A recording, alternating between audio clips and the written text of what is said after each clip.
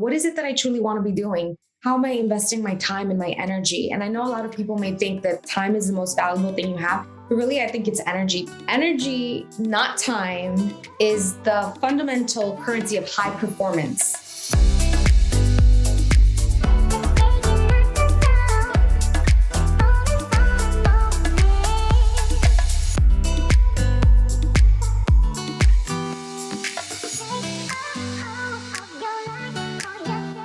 Welcome to the Raquel Show. This show is for entrepreneurs who want to play bigger in business and in life. Today, I have a very special guest who I met at a mastermind. I think it's a little bit over 2 years as roommates, connected during COVID, supported each other through that whole pandemic. And I can't believe we're still kind of in it. And even through our first ever women's retreat in Turks and Caicos. And we also created a business last year.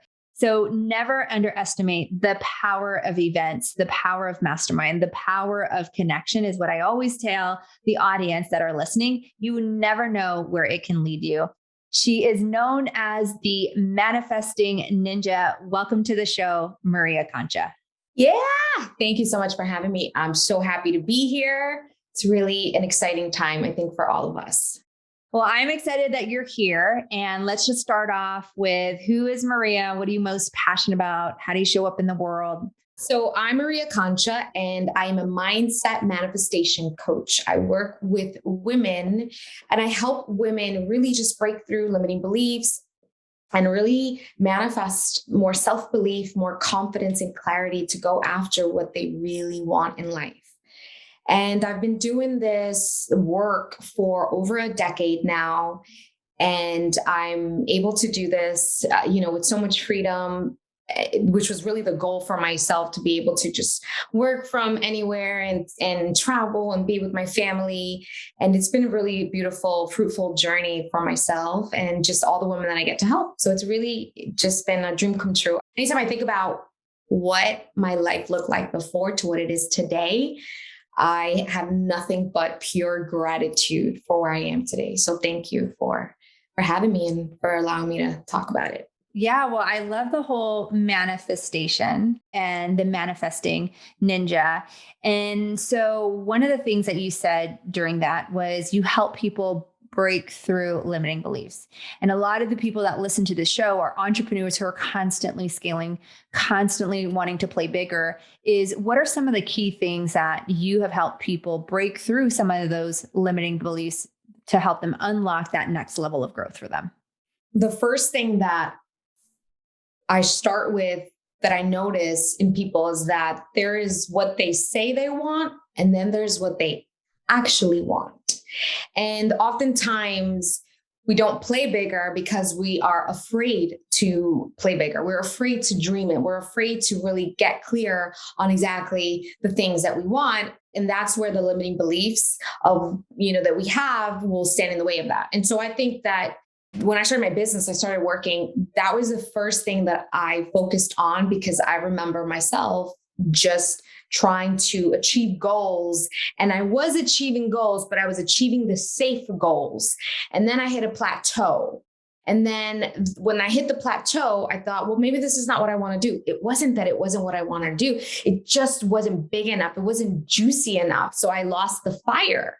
And I think this is where people give up because they choose the wrong goals, not the ones that really inspire them to go after it. Because I don't think we're always going to be motivated, right? Things happen in our lives and things we don't have control over.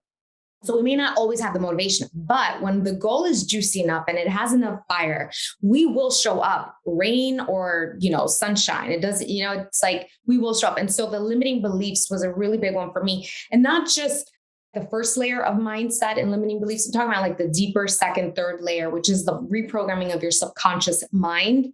And this is where we go deeper to uncover what are those deep-rooted beliefs that are truly blocking us from seeing the bigger picture and playing bigger and showing up in that way. How do you think manifestation or like manifesting help entrepreneurs today to play bigger or to really optimize their performance? Well, I think with manifestation, I know we hear this, it's been a buzzword, like manifesting, and a buzz theme for some time now. And I think that there's a lot of misconceptions about what it is and what it's not. And so what I wanted to say, like, understanding that our ways of being is the driving force for the results in our lives is the epitome of manifestation. And my work is a mixture of spiritual and practical, but at the root of it all really is it's understanding our ways of being, right? How we show up, because how we show up determines the results in our lives. And so for like the high performers out there, it's really about getting super intentional with their time, with their energy, and really showing up in ways that align with the outcomes that we truly desire, the exciting ones. And even the ones that are not exciting, because there's a smaller task out there, right, that we have to do, right? It's the big goal. And then it's like the things we have to do to move the needle to the big goal. But at the end of the day, when you have those true big goals, you're going to show up for them, right? Depending on what your beliefs are and all of that. So we're always manifesting, Raquel. You're always manifesting, right? We're always manifesting, because there's always results happening in our lives every single day.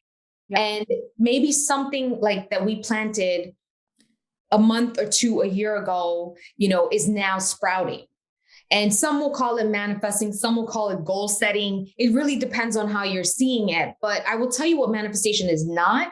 It is not you just thinking something, wishing something to happen, just visualizing it, and then it coming into fruition. I think that that's something that maybe people have this idea about manifestation, but it really isn't that. However, energy is very real too.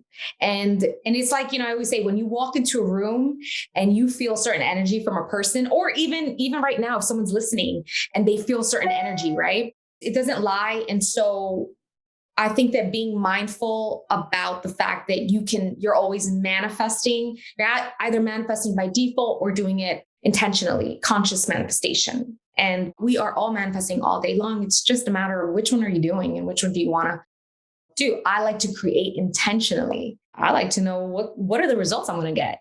Right. I love that. Well, thank you for clarifying, number one, what manifestation is and what it's not.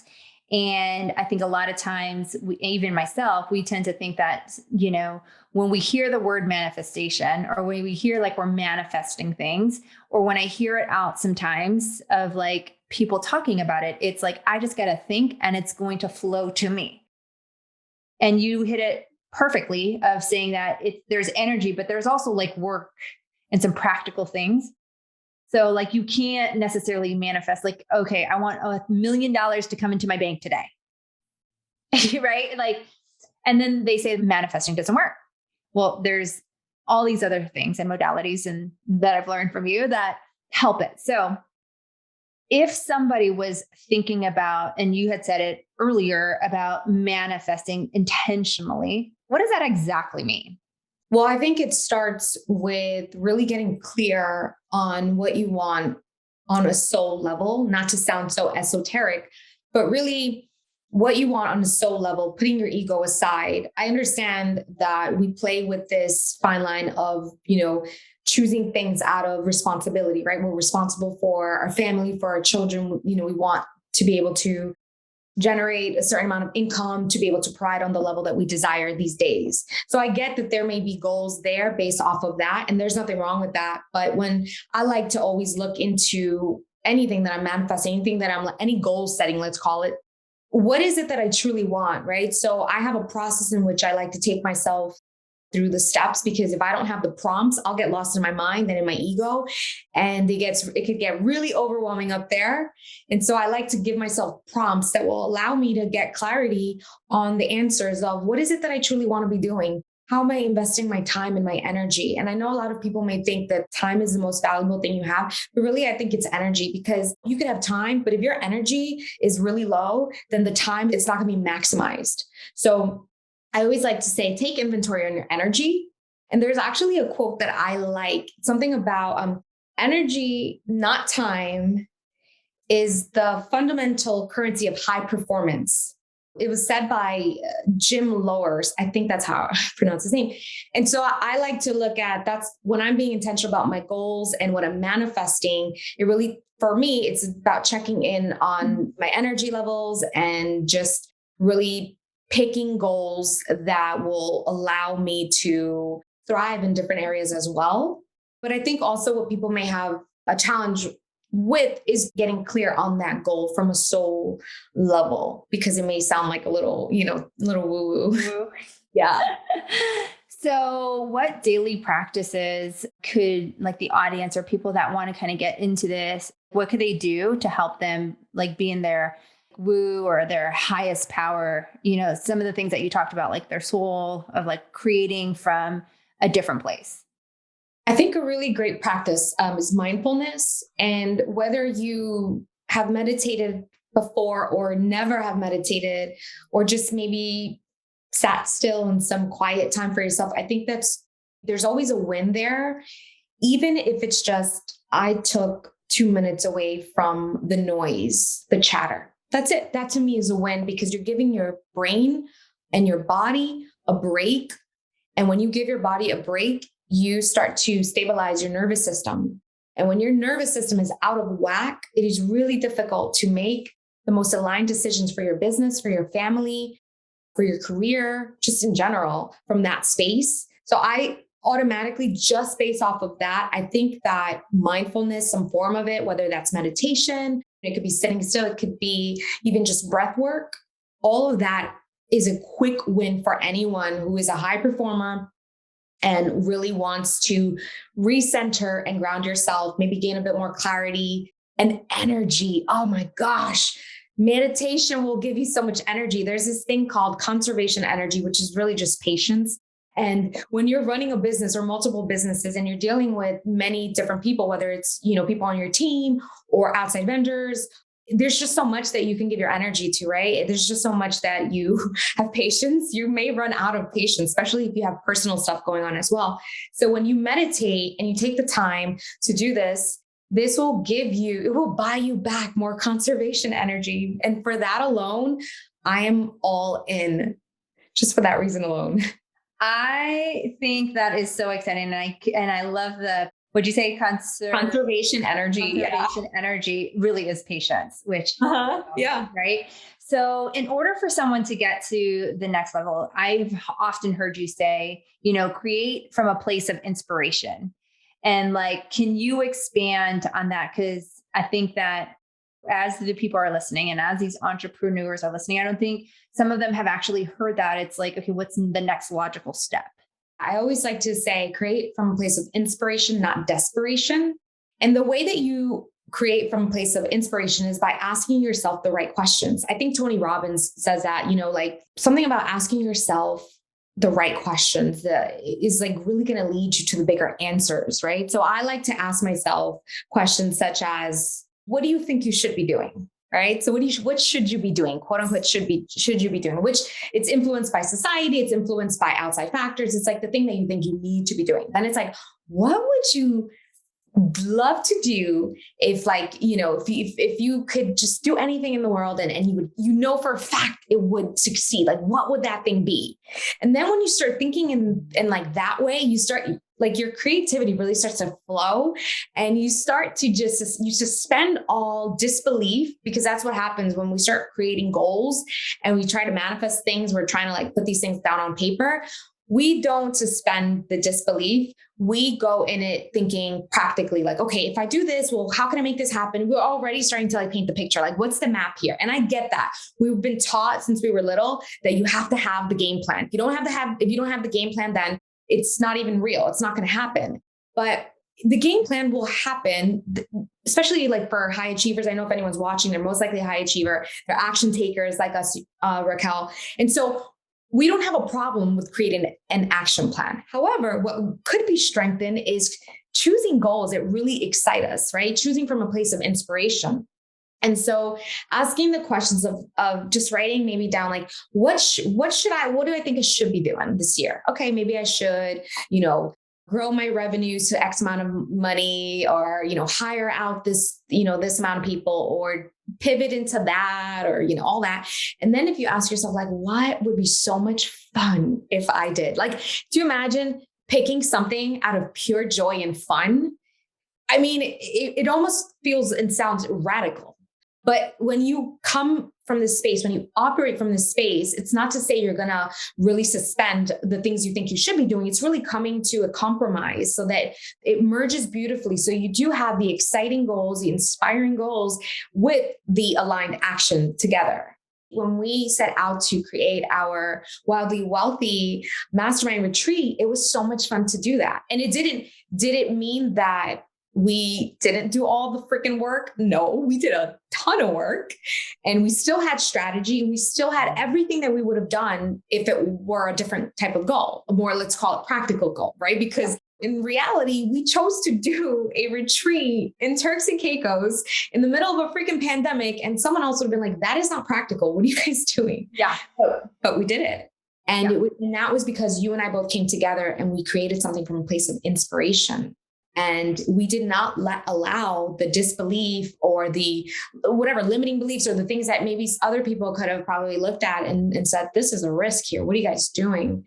Right? We knew that we could pick something from that space and make it happen with the right action and the right steps and the accountability like we both had. That is like the place I like to play from and work from.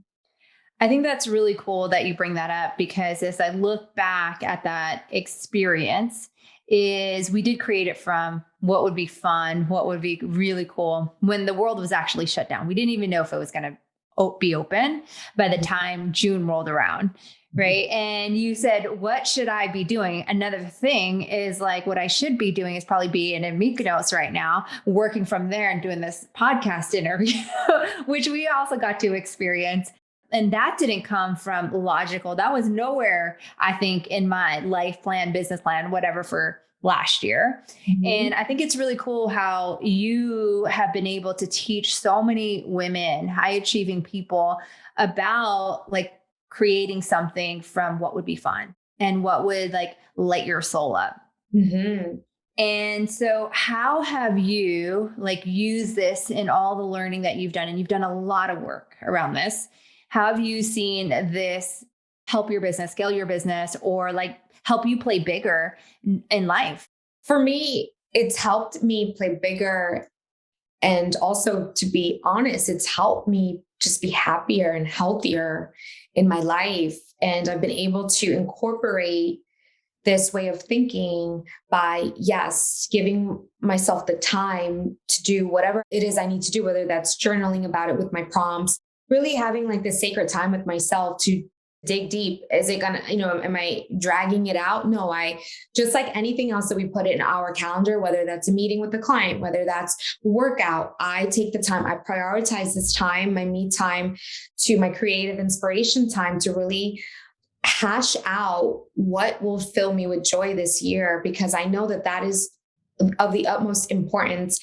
And I know that my purpose lives there. In those moments, that's where I will create the really cool containers for women to do, something really cool and to help and support and to give back and to serve. In those moments, when I give myself that inspiration time, when I really prioritize it, that's when I birth beautiful things that give back on another level, that if I didn't give that time and I just set goals like on my practical left side of the brain, I probably wouldn't be able to come up with it, if I'm being honest. And it's been really fruitful to be able to do that. And those moments where I do that, where I give myself the time to be creative and to feel inspired, it's not just me sitting down. I want to also say that it's not just me sitting down and writing. That means that I'm most likely going to pencil in nature time where I'm unplugged. I'm not, in my office, and I'm away from it all. And I'm maybe taking 45 minutes to do a hike or to be out in nature where I'm not being judged by, anyone on my goals. I'm not judging others, right? Because when we see other people, it's so easy to just like ask, like, what are you doing? What have you been up to these days? And then it's like your influence and you're like, oh, that sounds really cool. Maybe I could do something like that. And so I like to really take some time, and that really, it doesn't have to take 45 minutes. It could take 10. It's a walk outside. Sometimes I just go outside and I'm with my dog. I'm with Charlie, and I'm just like, you know what, let me regenerate and like center myself. it's been really important for me in my just overall health, mental, physical, emotional. And then when I'm freaking stable and thriving in that aspect, then I show up in my business like, whew, I'm killing it. Like I'm just killing it. So it's a non-negotiable for me. So good. So good. As you like talk about that, what are you most excited about creating this year? I think that Not to put you on the spot. Yeah, no. This is so good. This is so good. I really think that this year I'm actually excited about, and I've already have been doing this, just finding the ways that work best for me in each season. So that, and what I mean by that is my ambitions in life. Like I'm a multi-passionate person and I really love to help women and serve women. But I like to do it in different capacities. Right. And so, but I also like to take on one project at a time. I'm not really taking on too many, or maybe like a few, but big ones, just like one. Right. And so it's been really important for me to focus on what season are you in, Maria? Like learning how to, like, what season are you in? Okay, if you're in the season, honor that season. What can you do? What do you have the capacity for? Before, I would never do that. I would always just force myself to do things regardless of what was happening in my life, in my personal life, just in my life, really. And now I've learned how to work with myself in a way where I'm more productive and more happier and healthier, right? Checking in with the season that I am in. And this allows me to pick those juicy goals and really feel so energized and inspired in purpose. So I think, Raquel, it's not like one or two or three things that I have on my plate that are really exciting. What's exciting for me is learning how I work at my like highest level. That's what I'm really most excited about. I think that's a lesson for a lot of people that are listening as well on the show, is just working from something that excites you. Mm-hmm. And one question that I always ask all of our listeners is, what does Maria do, as we wrap up, to play bigger in business and in life? What I do to play bigger in business and in life is always put myself out there, even if I'm terrified. If there's anything I want to do, even if I like just saw someone else doing it and I'm like, I could create that, but my version of that, but they've already like done it and they've killed it. I'm still going to put myself out there, try to figure it out, even if I'm afraid. Oh, so good. So good. We have learned so much today on this show with having you on the show, Maria. Where can people connect with you? They can connect with me on Instagram at Manifesting Ninja or my website, manifestingninja.com. I'm pretty much, those are the two places I hang out, or Facebook at Manifesting Ninja. Well, you can't get it wrong, right? It's Manifesting Ninja on the platforms of Instagram, Facebook, or manifestingninja.com. And we'll also put it in the show notes. Thank you so much, Maria, for being on the show today. I appreciate you. I appreciate your friendship. I appreciate all the things that we've gotten to create and what's ahead of us and what we're going to create. Yes. Thank you so much for having me, Raquel.